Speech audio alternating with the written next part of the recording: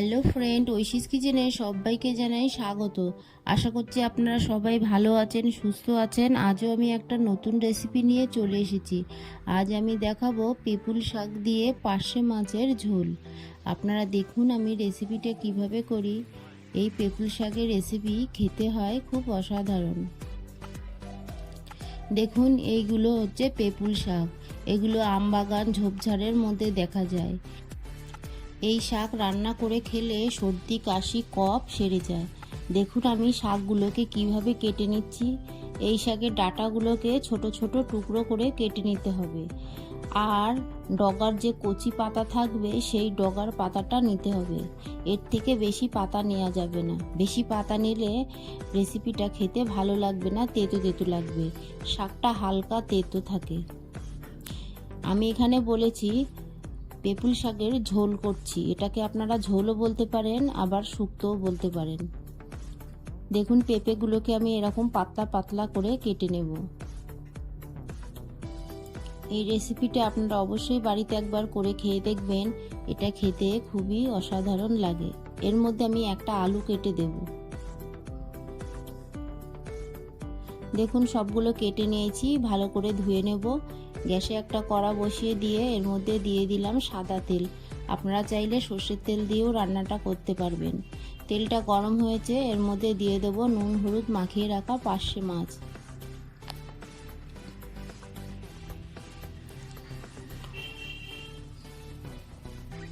মাছগুলোকে ভেজে নেব। পার্শে মাছ খুব কড়া করে ভাজতে নেই। এপিট এপিট করে গায়ে হালকা কালার এসে গেলেই মাছগুলোকে তুলে নেব।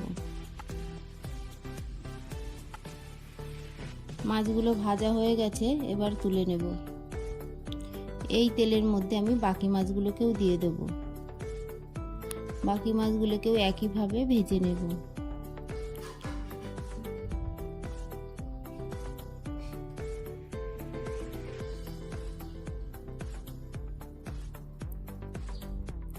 এটা মা ঠাকুমার হাতের রান্না। এটা আমি আমার ঠাকুমার কাছ থেকে শিখেছি।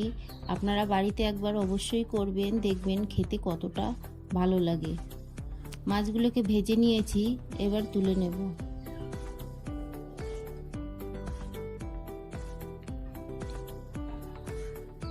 এই তেলের মধ্যে আমি বাকি মাছগুলোকে দিয়ে একইভাবে ভেজে নেব। মাছগুলোকে ভেজে নিয়েছি, এবার তুলে নেব। এই তেলের মধ্যে আমি দিয়ে দেব কিছুটা বড়ি। বড়িটা অপশনাল, আপনাদের ঘরে থাকলে দেবেন, না থাকলে স্কিপ করে দেবেন। বড়িগুলোকে ভেজে নিয়েছি, এবার তুলে নেব। এই তেলের মধ্যে আমি অল্প তেল অ্যাড করলাম, দিয়ে দিলাম শুকনো লঙ্কা। ফোড়নটাকে একটু ভেজে নেব। এবার এর মধ্যে দিয়ে দিলাম হাফ টিস্পুন গোটা জিরে। ফোড়নটাকে ভেজে নিয়ে দিয়ে দিলাম কেটে রাখা সবজি। দেখুন পিপুল শাকের ডগার পাতাগুলোই কিন্তু শুধু দিয়েছি। আপনারা পাতা বেশি দেবেন না, দিলে কিন্তু খেতে ভালো লাগবে না। এর মধ্যে দিয়ে দিলাম 1 টিস্পুন লবণ, আর দিয়ে দিলাম হাফ টিস্পুন হলুদ গুঁড়ো। দিয়ে ভালো করে নেড়ে চেড়ে সবজিটাকে কষিয়ে নেব।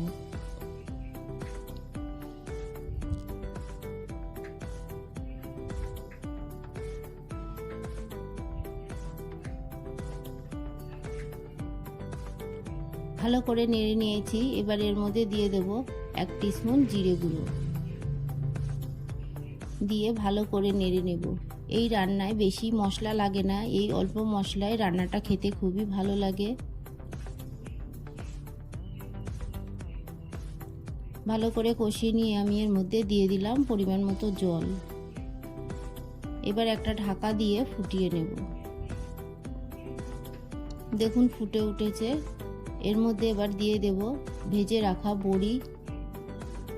বড়িটাকে দিয়ে আবারও ঢাকা দিয়ে 1 মিনিট রেখে ঢাকাটা তুলে আমি আবারও একটু নেড়ে দেব।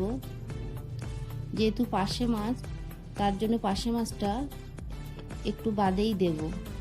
আগে দিলে পার্শে মাছটা ঘেটে যাবে। আবারও ঢাকা দিয়ে দিয়ে আমি রান্নাটা করে নেব। এর মধ্যে আমি দিয়ে দিলাম হাফ টিস্পুন লবণ। লবণটা কম হয়ে গেছিল, আমি আরও হাফ টিস্পুন লবণ দিয়ে দিলাম। ঢাকা দিয়ে আমি 1 মিনিট রেখে দিয়ে ঢাকাটা তুলে নিয়ে এবার এর মধ্যে দিয়ে দেব ভেজে রাখা পার্শে মাছ।